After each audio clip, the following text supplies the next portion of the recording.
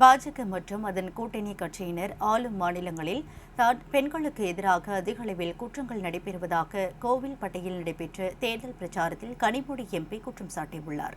தூத்துக்குடி மாவட்டம் கோவில்பட்டி சட்டமன்ற தொகுதியில் திமுக சார்பில் போட்டியிடும் கருணாநிதியை ஆதரித்து கோவில்பட்டி பயணியர் விடுதி முன்பு திமுக துணை பொதுச் செயலாளரும் தூத்துக்குடி நாடாளுமன்ற உறுப்பினருமான கனிமொழி தேர்தல் பிரச்சாரம் மேற்கொண்டார்.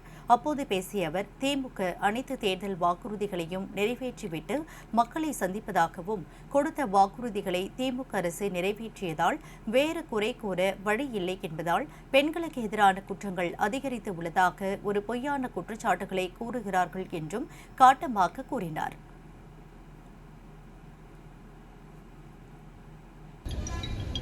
தான் யார் காலில் விழுந்து ஆசீர்வாதம் வாங்கி அங்கே முதலமைச்சர் பதவிக்கு போனாரோ, இன்னைக்கு அந்த அம்மையாருக்கே தன்னோட கட்சியில இடமில்லை என்று சொல்லக்கூடிய ஒருவர் தான் எடப்பாடி பழனிசாமி.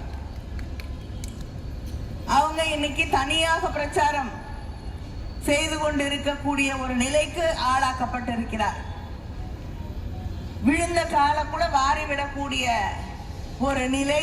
ஆனால் தமிழ்நாட்டில் பதிவு செய்யப்பட்ட இருக்கக்கூடிய குற்றங்கள் மீது 99% சார்ஜ் ஷீட் போடப்பட்டிருக்கிறது. ஆனா மற்ற மாநிலங்கள்ல அதை செய்வது கிடையாது.